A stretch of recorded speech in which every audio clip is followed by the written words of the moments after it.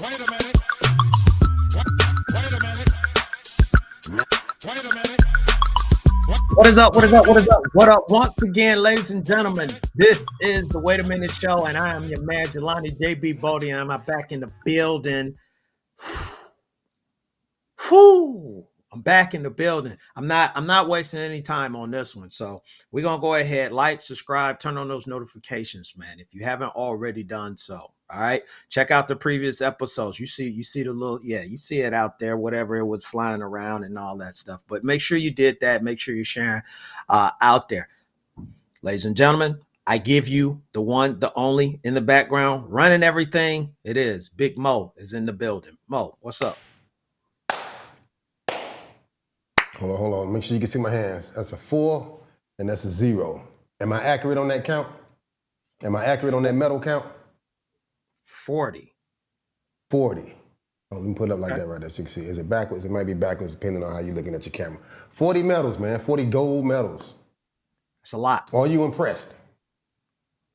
I know it's a conversation for later, but are you impressed? Yeah, I'm always impressed. Okay, all right. That's all I want to know. I'm excited about that, and I'm ready for college football, man. Whew, you speak of that.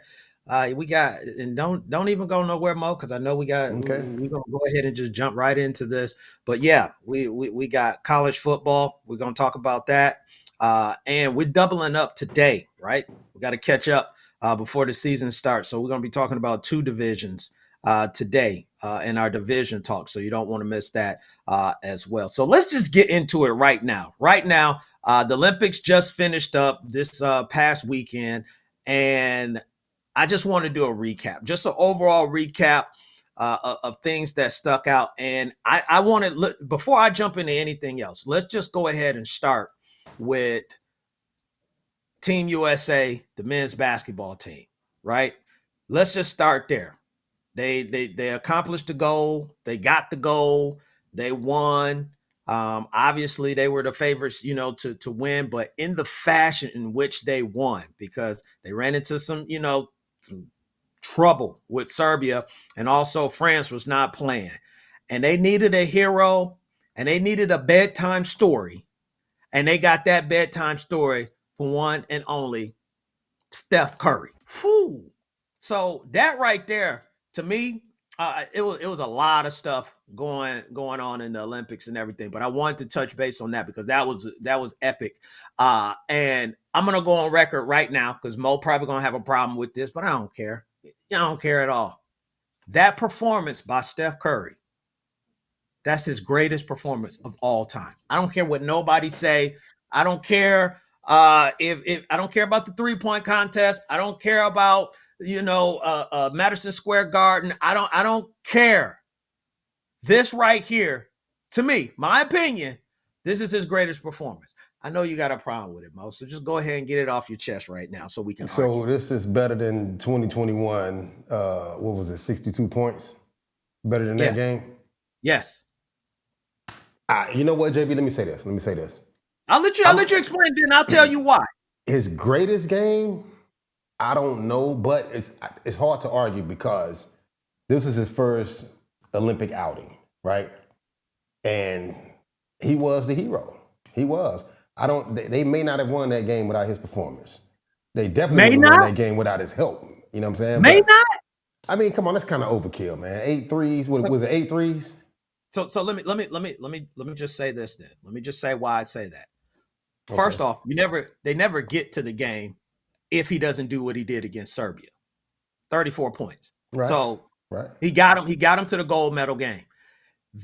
In this particular situation, France was making a run. France was getting close.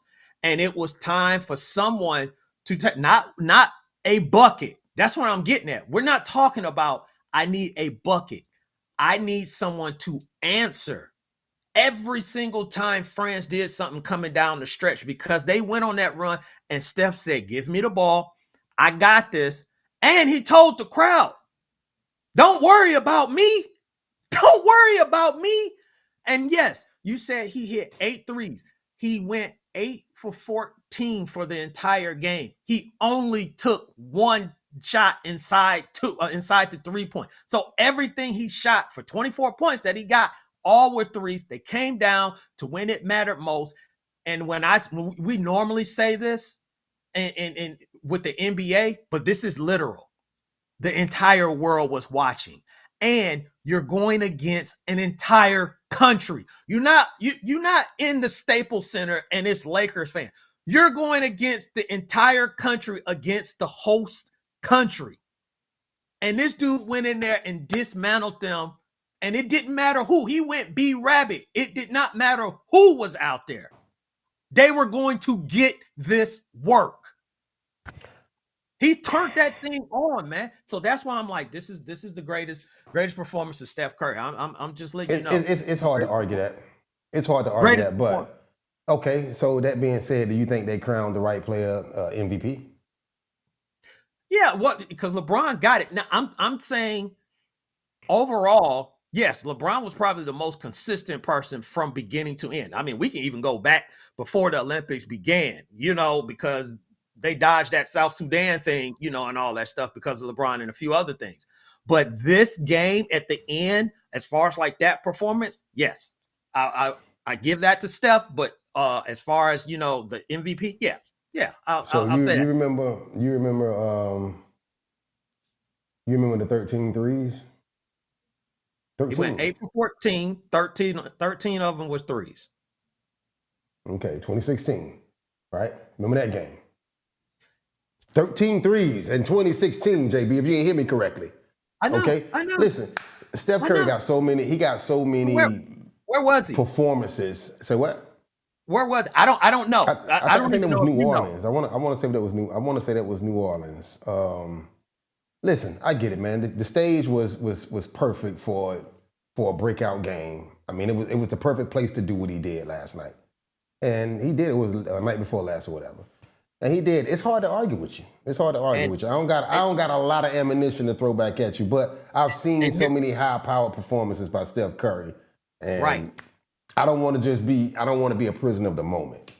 And here's what I'm going to say. It's also in the magnitude in which he did it or how he did it.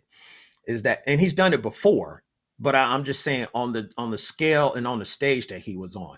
But this dude. I remember when LeBron went crazy against the Pistons. He was he just manhandled them. They couldn't do anything. He was getting to the basket how he wanted and everything. I've seen Jordan do that. I've seen other players do that. But to do that on that stage in that setting, and you're shooting, and he's not crowding the 3-point line. He's shooting. Mm-hmm. I watched. And here's the other part, and I'll stop with this. There was nobody else, and you tell me, Mo, when he started making those shots, there was nobody else that was going to get that ball. So France knew he was going to shoot that, and they sent 2 people at him. They sent 8 foot 90 inches tall Wembanyama. And nobody could do nothing. But that's the case most of the time when Steph is hot. I mean, when he's hot, they know when he's going to get the ball. I mean, listen, we ain't never seen another shooter in the history of the game like that. But don't forget, we just saw what was it? Game 7. I think it was Sacramento last year. Was it last year? Year before last? Game 7, right? Yeah. Showed out 50 points in the playoffs. Game 7. Yeah. These are the. Bro, we sit here, we done had this conversation for, a few minutes, and we ain't even mentioned the 4 rings in some of those performances.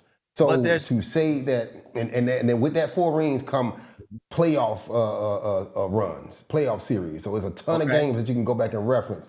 And so Steph was Steph. So let me ask you this. What will people remember more? If Steph had lost that game 7 or them losing goal in that game? That's a great point, JB. That's a great point. That's why I'm talking about. That's why I'm talking about the pressure, the stage that was there. I'm not just looking at just the points. It's like you really gotta want that, and he wanted it, and it was nothing to him. It was nothing to him. I'm gonna sleep on. I'm gonna let you know if I agree with you tomorrow. Okay. All right. But next week we'll come back. Put it in the comment section too, folks. If I'm crazy, I know I'm not, and I'm still gonna disagree with you. But if I'm crazy, just say I'm crazy. Other stuff that was going on in the Olympics as well. There was a tons of stuff. So I got my list here. I want to shout out Quincy Wilson, right? Just for the sole fact of being 16 years old and competing in the Olympics is a great accomplishment in itself. So that stuck out. So props to him. And it's so funny because he talking about he got to be to school in 2 weeks. So it's like, yeah, you got math and all this other stuff that you got to get done, brother. But to go in that setting, man, and he really was operating with men, grown men in that setting. That's a major accomplishment. Speaking of major accomplishment, Quincy Hall coming back in the 400. That was amazing as well. Now, look, I'm not going to go in here and say that I'm some superior athlete or anything like that, but I did dibble and dabble a little bit in track, and for to will his way to that win the way he did. I mean, you gotta find something deep within there, because mentally you could easily just say, hey, today is not my day, or tonight's not my night, in this thing. And he really,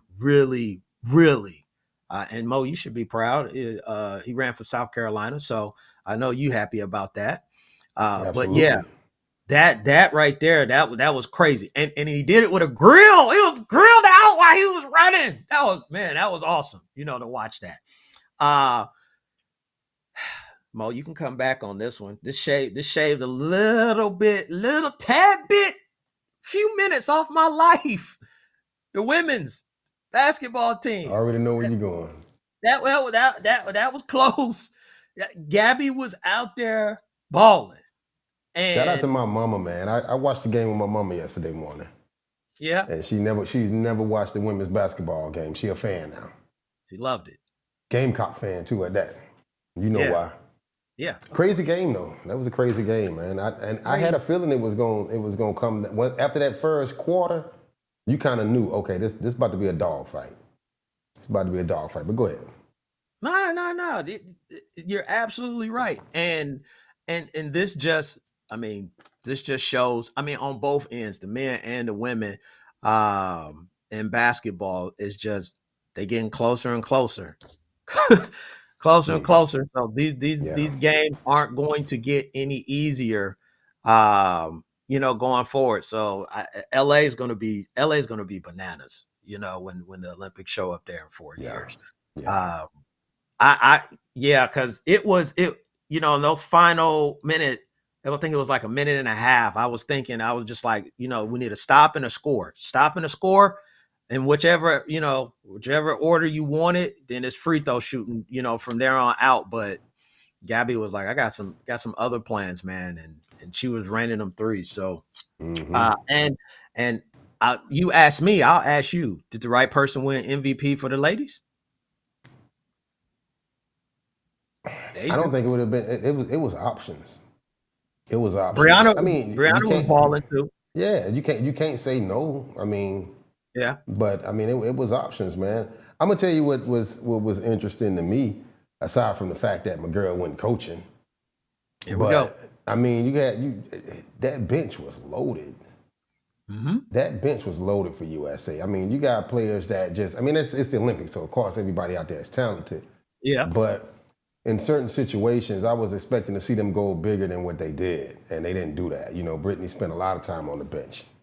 And I was expecting to see more of her, but they all got it done, man. So yeah, to answer your question, I think yeah. Okay, all right. Simone, I think with baby sis got busy. Yeah, and she went money bag yo, and she made time today for some folks, out there. I love that. Yeah, she did. I wasn't expecting to see that from her, but yeah, hey. And it's crazy, and I know they talk about the damage that you put on your body as a gymnast, and everything that you do is strategic, is dangerous, and all that stuff. It was just funny though, her winning, and she continued to get these medals. How they were like, but she's 27 years old. How, and I'm like, man, 27. When I was 27, I thought I could, jump out the gym and it's just like they were talking to her like she was 45 or 50 or whatever. And I know that's older in the gymnastics world, and everything, but that even further, solidifies her legacy, that she's doing this at the age of 27, whereas it's supposed to be kind of, you're on the outs, at that point. Yeah, you better not get out there at 45 years old trying to do that. But I'm gonna tell you something else, JB. I think she has a legitimate argument, and I'm sure this conversation's been had. She has a legitimate argument of being the greatest athlete of all time. Oh yeah, And should be up there with Phelps and all the other ones. Yeah. Man, I think my personal opinion, she's already head and shoulders above any athlete you can think of in the history of athletes. What I've seen from her, bro, come on, man. Yeah, I think that's not even human. In the fashion in which she dominated, you got to put her up there. Yeah. I'll end it on this, and Mo, you look. If I had the opportunity, I'm doing it. I don't care what anybody says. But this young lady went viral. I don't know if you remember the Australian breakdancing lady. I think her name was Rago. I may be saying that wrong, but she caught, the attention of the internet, some for the wrong reason, some for the right reason and everything. And look, this is what I'm gonna say. Yeah, I looked at it because she said it herself. I think she's 35. So she was just like, yo, I can't do what these young ladies are doing and everything. So I'm going to bring my creativity. I'm going to bring some originality. I'm going to bring some other stuff, that I'm kind of, my thing. And I'm just going to see what happens.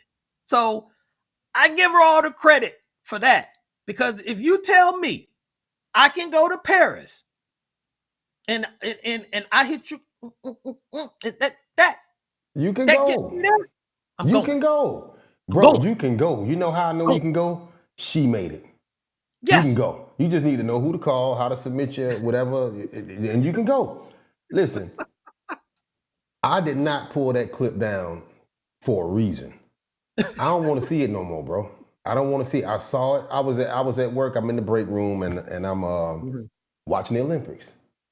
And I'm looking and I'm like, okay, when this commercial gonna be? I thought it was a commercial. I thought it was a spoof. And then I heard my man over here cussing. And I'm like, bro, what's happening? What's going on? So, yeah, that's the break dance. I like the break dance. But they got one of them. Who's overseeing this? I don't know who the judges were, where they come from, how they are qualified to judge these people. And I'm trying my best not to say certain language on your show. I won't do that. But when I tell you I saw her doing the little bunny hop, when I seen that, that's kangaroo hop. Okay, the kangaroo hop. Yeah, she from Australia. That's the kangaroo hop. Yeah. Nah, bro, I knew right then I'm signing up next year. I got to go. I can't even dance. So you talking about break dancing. Bro, I got my mama's rhythm. Mama, I love you. Lord, forgive me for saying that, but I got my mama's rhythm. I'm going to the Olympics, and I'm a medal. So two things. One of the judges, they gave her 0. They were just like she wasn't on the level of the other ones, but they gave her credit for the originality and doing her best and everything. And ain't nothing original about being a fool. We gonna have to wait because they not renewing it for 2028. So when 2032, maybe they may bring it back. So I'm still signing up. You got time. That's what I'm about to say. You got time. Keep working on your move.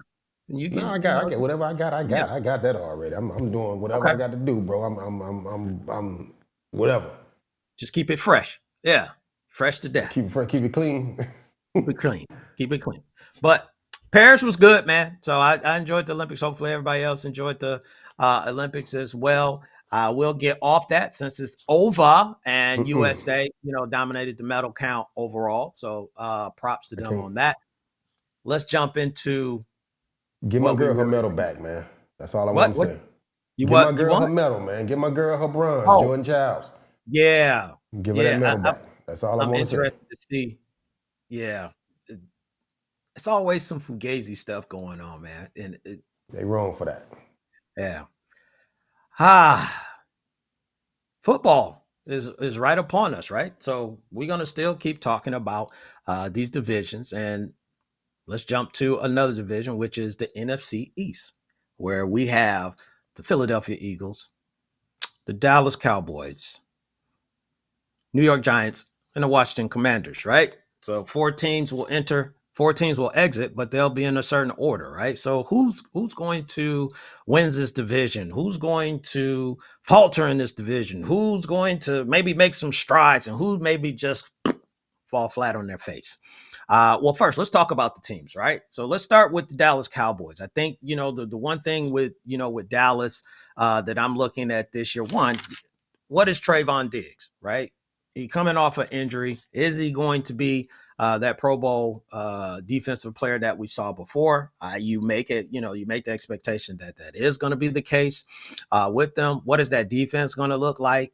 On the offensive side, you got Zeke coming back.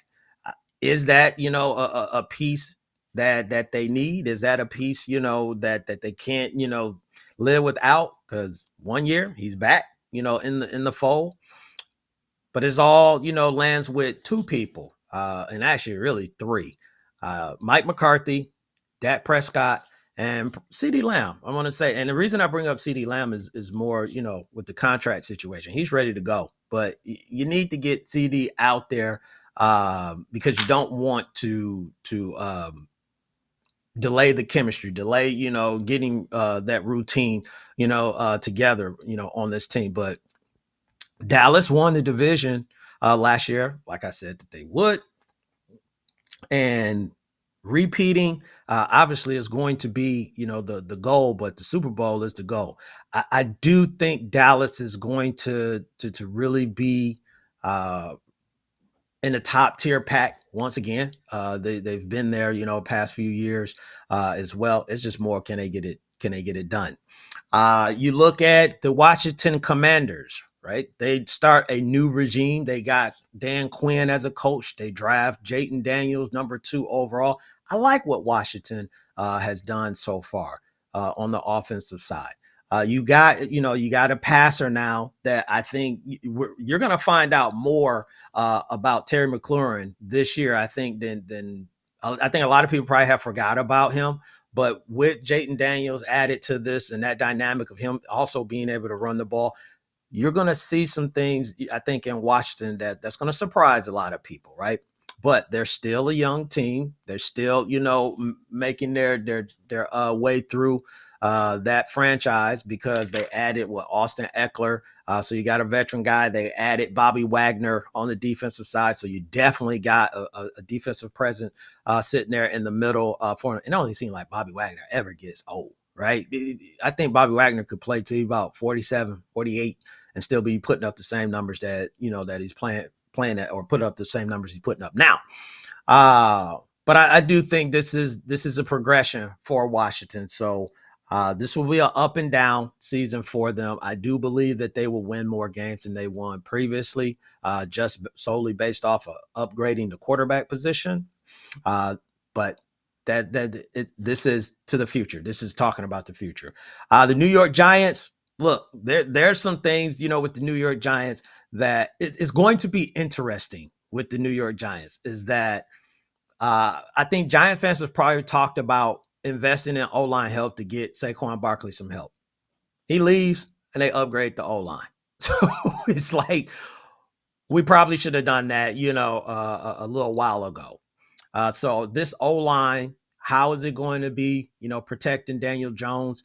You added Malik Neighbors, with he is a monster. He's going to be a beast, for them over there. But they also added another guy, Brian Burns, on the defensive side. So the Giants made some giant moves, pun intended, to progress themselves, in the league. So it really comes down to what is Daniel Jones going to be? If Daniel Jones can be what he was 2 years, or better than what he was 2 years ago when they made that playoff run, then yeah, there's going to be some interesting things to say about the Giants. But that is the question mark. Even the team had a question mark. If you watch Hard Knocks about the Giants, they still had question marks about Daniel Jones. So he got to get some stuff answered. But they did get him some line help. They got him an outside threat at wide receiver. They picked up Devin Singletary, which has ties to Coach Dayball back when they were in Buffalo. So you got some things, there in place. And Dayball, he knows what he's doing. So they can make some strides.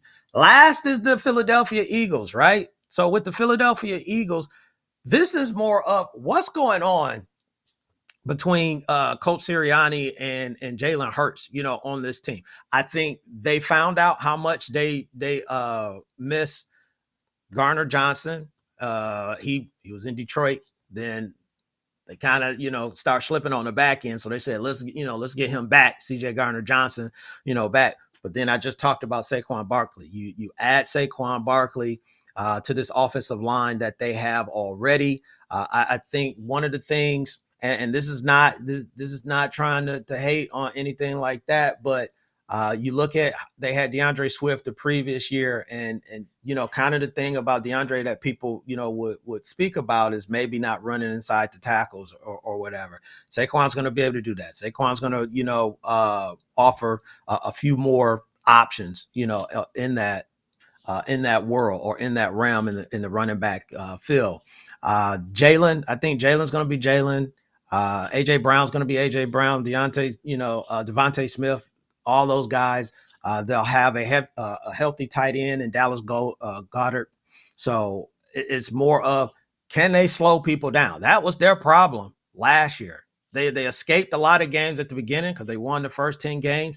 And then that caught up with them with the last, 7, 8 games, because they got in the playoffs and then they got handled, by the Tampa Bay Buccaneers. So what's that back end going to look like for the Philadelphia Eagles? So those are some things, when it comes to the NFC East, I got to put my my hat on as far as like who I'm going to pick. So I'm going to go with number 4. I talked about it. It's a process in the making. So Washington, they improve, but they still finish 4th place in the division. Number 3 is going to be the New York Giants. I don't think anyone is surprised by that. I don't know what Daniel Jones is going to be. If Daniel Jones is outstanding, that could change everything. So that leaves the Dallas Cowboys and the Philadelphia Eagles. So here's where I got this finishing up. I got Dallas number 2 and Philly finishing in 1st place. And this division, no one has ever in a while, in over a decade, has took a handcuff on the league. Someone always wins the division. Even the Giants have won division I think in the past 10 years. So Dallas won it last year. I picked Dallas. I'm going to flip it, and I'm going to say Philadelphia wins it this year. But Dallas will be right there on their heels. Dallas, you want to win the division, but I stick to Dallas. Got bigger things. They need to just get to the Super Bowl, right? No matter how it is, because even if we saw what happened, they won the division, and then Green Bay came in there and blew the doors off of them. So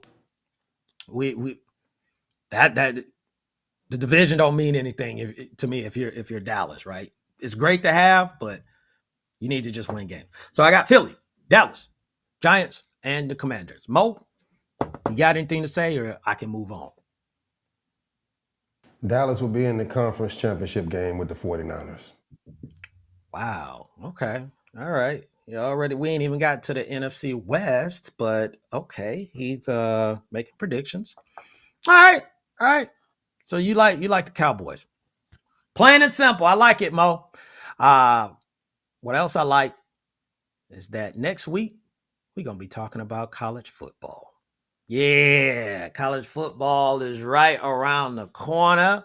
And there's a few things that I'm looking forward to. One of the things is some of the teams that's coming back, right? You have angry Georgia Bulldogs team, which they got the short end of the stick last year. So they made an example out of everybody last year. I think now it's just like they're probably going to be trying to put 70 up on everybody.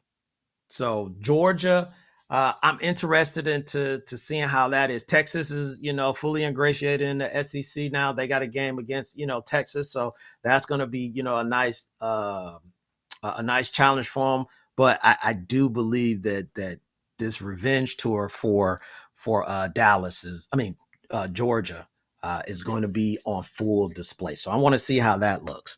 I want to see how Prime, right?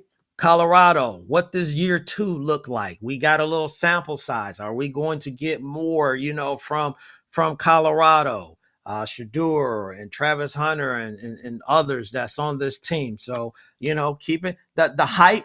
The hype, is not is what it was, last year. Now this is a year and everybody knows it. Look, we got to go out here and prove it. The only way we prove it is by winning games. We can say whatever it is that we want to say, but if we don't win games, it don't mean anything. But I still want to see how that plays out. I want to see what happens with Colorado. Another team, Alabama. This is the first time in 17 years that we've had an Alabama team and Nick Saban will not be on the sideline. So you got DeBoer, and hopefully I'm saying his name right, just coming from a national championship game in Washington, who's taken over this team. There's been good things that's being said coming out of his camp. You got Jalen Milroe, which now he's the quarterback. Unless he just, lose it himself, he's the quarterback, which I believe he should have been a quarterback all along, throughout all that stuff that they were going through. But now, what can Alabama do? Can Alabama be the same Alabama? Will they be a little bit different because Nick Saban is not there? Will they be on the downfall? I don't think they'll be on the downfall. Not like Alabama once was back in the day. Alabama was a powerhouse, and then they went through a time where they weren't relevant that much, right? And then Nick Saban came in there and turned that program around. So I still think they'll be able to continue that. But I think the biggest thing that I'm looking forward to, more than anything going on, next big, I'll get to that in a second. One more thing, it just popped in my head. I didn't even think about this. Mo, have you heard about this kid Dylan Raiola? I don't know if you heard his name. So I found this out. I did not know this. His father is Dominic Raiola, which was the center for my Detroit Lions. So immediately piqued my interest. But this kid is the 5-star number 1 quarterback. Like, he is the truth. Look, just like Pat Mahomes. I don't know if you ever seen that out there, but he went to Nebraska. And he's out there with Matt Rule. So I'm interested just to see what's going to happen with Nebraska having this kid on the roster. This is major hype, major expectations for this kid. Is he going to be able to, live up to that? Can he restore back? Because I remember when Nebraska was a problem with Tommy Frazier and others, that went to that school. So can he bring that program back to relevancy in the Big Ten? So that's another team that I want to check out. But more important, most thing I'm looking forward to is going to be this playoffs, right? We finally, to me, I ultimately believe we're finally going to get an undisputed champion. I know my Wolverines won last year. I know Alabama and Georgia have won before and all that stuff, and deservedly so. They have done all that. But with 12 teams in this playoff, I think it's just, you can't deny when someone wins. Also, it gives someone an opportunity that slipped up one game. So we don't have a situation like Georgia again, right? So we don't have a situation like Florida State where we're saying, well, you don't have your quarterback, so we're not putting you in the playoffs even though you're undefeated. You should fit into one of those 12 teams, whatever is going on, and you're going to have an opportunity. So everything that people say about their school, oh, we got robbed on this and that, the only person we're going to be probably talking about that is whoever finished 13th, right? Unlucky 13th. But other than that, we should have the top tier teams in there, and we should be in for a treat with some really, really good football games and possibly some upsets, on there. So I'm looking forward to the playoffs at the end of the season and how that all works out. Mo, I know you said you're ready for some college football, man. What I know South Carolina you got your eyes on? You got anybody else that you got your eyes on? Nah, man, I just want to see us come out the dirt, man. We got to figure it out. We got to Mm-hmm. figure it out. I'm ready to start talking junk to Clemson fans again, man. It's Yeah, been rough around here during college football season. and I was about to say you got to beat Clemson. You got to beat Clemson. Clemson got We it. got Clemson got to. it. I think week 2. I think week 2 they play Georgia. Mm-hmm. So they got it. They got a They got tough their game. hands full this year, man. They got their hands full. I think we can get them this year, man. We I don't know. I'm gonna keep my mouth shut until the season starts. I need to see how we look, man. I'm praying, literally praying this year for a good season, man. So if South I like Carolina's my 6 coach. and 0 in about 7 or 8 weeks, ladies and gentlemen, we're gonna have to. Oh, Mo probably gonna come in here in just shades and probably not wearing a shirt, because they done it's started off. gonna be hard on you, JB. I'm Yeah. intolerable. I So promise you that. I think I'm gonna have to put in the fix then, because I don't need that. I don't need that. Yeah, I don't I'm need that ready in for my some life. tailgating, ready for some football, man. Let's get it. Gotcha. Me too. Yes, sir. All right. So let's finish this thing up. I told you we're doubling up on the divisions today. So we talked about the NFC East. Let's jump into the AFC South, right? We got 4 teams there. The Jacksonville Jaguars, Duval. You got the Indianapolis Colts, the Tennessee Titans, and the Houston Texans, right? So this division is going to be interesting, right? Because Houston came out of nowhere. No one put any expectations on Houston, and now they seem to have all the expectations in the world. You have CJ Stroud, who was in the early running for MVP, went to the Pro Bowl. We know about the slow interceptions and high TDs and smarts and all that stuff. But then we also know D'Amico Ryans taking over this team, which I originally was just like, maybe D'Amico shouldn't have took this. But I was saying, if anybody was going to take it, because he's going to change the culture. And he absolutely did. They get guys like Will Anderson and so forth. And now they've made these moves, even adding more depth and getting Daniil Hunter and getting Stephon Diggs, trading for him, and getting Joe Mixon. So the Houston Texans did not just sit there and say, you know what, we're good at where we're at. They still added some more pieces, so that's even scarier. You got a guy, Nico Collins. He got his deal. He got his money.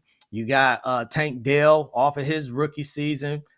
That's going to be scary. So on both sides of the ball, Houston is looking, pretty dangerous. So it's just more for me is that living up to the expectations and also the pressures that will be, because I talked about my Detroit Lions before, is that, hey, you know what, when you're just a team that someone plays, but then after you win some games and everybody started talking about you, then you have to learn how to be the hunted versus hunting other people, and they're hunting for you. And I think that's what Houston has to deal with this year, is that everybody's going to be gunning for them. Everybody's going to be trying to, prove last year was a fluke. So dealing with that, week in and week out, because all the cameras is going to be on Houston. You got Indianapolis, right? They're getting Anthony Richardson back. He started out, pretty okay last year before a shoulder injury ended his season. You got Jonathan Taylor back. They've added some other pieces, through the draft. I think this is more for this team, is that can they all click, right? They brought back guys like Kenny Moore. I think Kenny Moore got a 1-year deal, and Justin Blackman, if I remember correctly. So on the defensive side, they got some familiar faces back on here. So can these guys click? I do believe, Indianapolis could be that team that messes up the entire division. Just starting with Anthony Richardson and the raw talent that he has in running, passing, being agility, being able to elude, and that itself is frustrating for defenders. So how will he progress though? Did he learn anything from his first year going into his second year, watching it on the sideline, which I think he did, but also, is he going to protect himself as well? Because that was the thing. They were talking about Anthony need to protect himself. You can't take the hits that you took in college. It's just not it doesn't help you at all. But they got a nice squad. They're an interesting team. I do believe, again, I said it, but I'll say it again. I do believe Indianapolis is that team that probably could mess up the division for a lot of folks. I'd say we talked about two. Talk about the third one. Tennessee Titans, right? So they have fully switched over. They got a new coach, and Brian Callahan.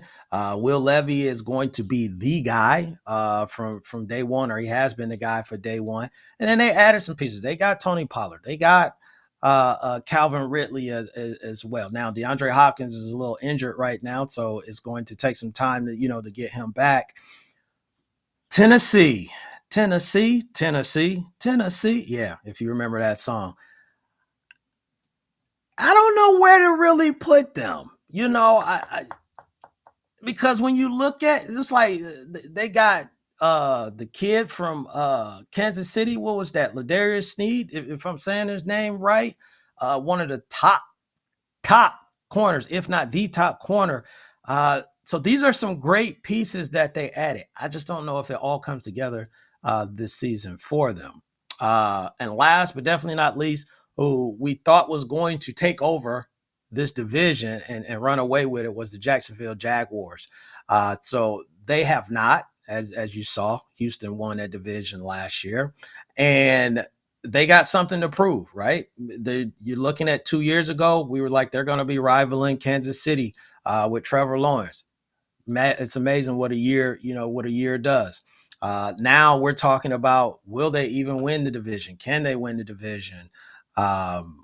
Where do they fit into this whole, AFC mix in general, but where do they fit in the AFC South? Because all these teams are going to give each other problems. But Jacksonville, you got Trevor Lawrence. They drafted this kid. Why am I drawing a blank right now? Brian. Well, I want to call him Brian Burns. I may be saying that wrong. Out of LSU. So theoretically, it seems like they got their replacement, for Calvin Ridley. With Jacksonville, it's more of build off of 2 years ago, right? There were some things, with this team that they struggled. So bouncing back. Now, Doug Peterson, you got him there. He's an excellent coach. I think everybody believes in Doug Peterson. There's not anything with chemistry problems that's going on. So I think they're good there. But I still think it's something. I can't put my finger on it, but it's just something that it seems like I just don't know. I just don't know just yet. So I have to pick who I think in this division. So number four, again, this kid is getting the reins, second year quarterback. I think Tennessee is going to finish number 4. I think they'll play good football. Again, I think they'll be,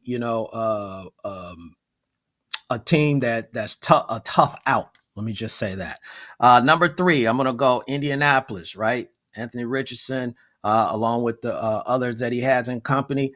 That and I would say Indianapolis could move up even higher. I forgot what division I was talking about. Oh, AFC East. I was talking about the AFC East, with those teams. They could kind of just flip flop. I do believe, Indianapolis could, be even higher, but I got to put them right there for right now.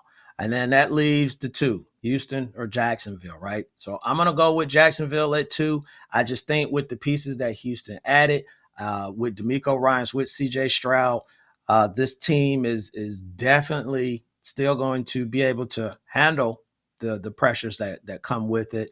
And I keep telling you, there's something to be said about, creating a culture. A winning culture is one thing, but just a positive culture is something totally different. So Houston upgraded what they already had. So I got Houston 1, Jacksonville 2, Indianapolis 3, and Tennessee finishing at the number 4 spot. Mo, I'll let you boy. Man, I had Jacksonville last year. I picked them last year to make some noise, but I don't know. They let me down, man. But I think they got a chance. So I got Jacksonville taking that division this year because Houston's schedule down the stretch is kind of rough. I don't know if you saw it yet, but I mean, you got the Cowboys, you got Baltimore, you got Kansas City, you got Jacksonville twice, like, second half of the season. So it could get ugly. Yeah. It can get ugly, man. So I'm going to go with Jacksonville. Okay. I'm going to go with Jacksonville. Right. Trevor, don't let me down, man. I don't know why I'm rooting for a Clemson guy, but figure it out, man. Figure it out. Hey, it is what it is. So. At least make me look smart. Right. I got one last thing, Mo. I'm also I'm throwing this on you, and I didn't tell Mo. So I guess we can go to the start screen if you want. But I got a question for you. Did you see this thing about Tyreek and Noah Lyles? I did. Tyreek, who you got, talking, bro? Tyreek, stop talking, man. I'm gonna say this though. Wait. So let me say this for folks that may not know. Tyreek put it out there that he could beat Noah Lyles in the 100, right? So it's who Mo has already said his piece, but go ahead, Mo. I just want to make sure everybody. But listen, Tyreek got the Jets. Everybody know that. But what we say last week when we was talking about the Olympics, I think we mentioned it last week about how the record that Carl Lewis had.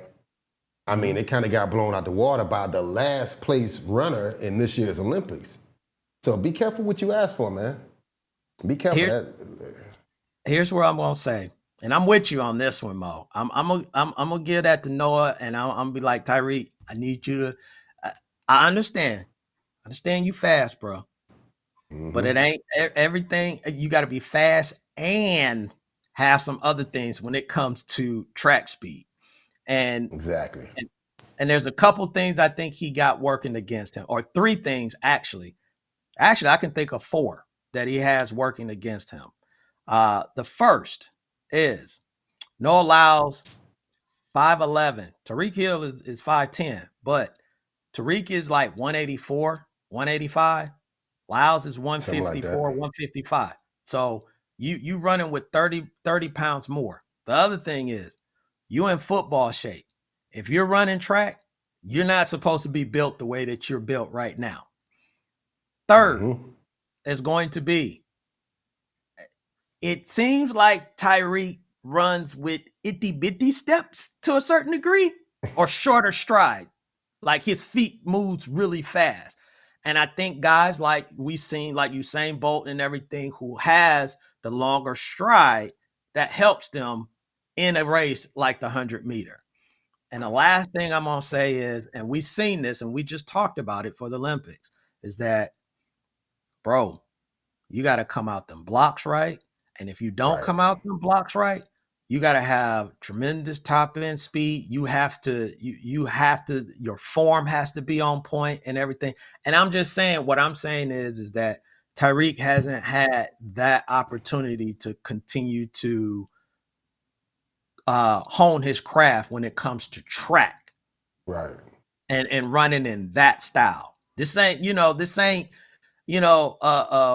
was, dang, I forgot his name. Kevin Hart and the guy from the NFL used to play for the Patriots. God, I forgot his name. This ain't going out on the street and we just gonna have, from street light to street light. But I'm gonna tell you, I'm not gonna call Tyreek crazy. I'm gonna tell him to stop talking. I'm not gonna call him crazy because, I mean, don't forget, he got 2 high school state championships in track. So, I mean, he's familiar with what it takes to, it's a difference between being fast and knowing how to run. Right. So I'm gonna give him the benefit of the doubt on that. But Tyreek, bring it down, brother. Bring it down. Yeah. It's okay. And again, because I don't have any titles, so I'm not the one to just talk. But it's one thing to have high school, and it's another thing for it to be, Olympic champion. Don't get me wrong. I do believe Tyreek will be there with him. I just think probably the last I think the first 70, Tyreek will probably be there, in the last 30 meters. I think that's where Noah probably would, take over and win that race, Noah been training his whole life for this. Tyreek's been training his entire life to play football. So bring it down a little bit, man. Bring it down, bro. It's a difference. But I would love to see it. I would love to see it. Oh, yeah. Yeah. Go ahead and put it up. Set something up. So I'm gonna spoil something. I'm gonna do something. We're gonna get out of here. I'm gonna say it right now. Make sure you like, subscribe, and turn on those notifications again. But next episode. So if you got anything to say, you can go ahead and get it in your mind so you can argue with me. But next week, one of the topics we're gonna have, I saw this, a 7-game series. Team USA versus Team World. What you think about that? Who you got? How that plays out? Yeah.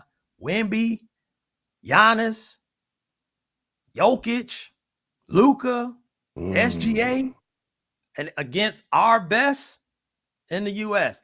That's going to be a next week topic. So, spoiler alert. I'm giving that to you right now. Spoiler alert. JB, I was right. What'd I tell you? What? Team USA would not lose a game. They would not lose a single game. Did I not tell you that? We're not going to argue. We ain't got time to argue. I just want, just tell me I was right so I can go. You told me they would not lose a game. Tell me I was just told everyone I would not be surprised if they lost a game. That's all I'm saying. I still had to. You owe it to your viewers. You owe it to your viewers to admit that I was right and you were wrong. Here we go. Twisting my words. You know what? I'm gonna start calling you Mo Bayless. That's what I'm gonna do. You over here twisting my words. Yeah. Listen, you know what? I'm sitting out for the rest of training camp. All right, well, Mo is gone. I'm going to be gone too. Again, like, subscribe, turn on notifications. Man, we'll holler at y'all next time. And you know what we're going to be talking about, so you better be ready, and we'll have even more. For your man, Jelani J.B. Bodie, I'm out. Peace.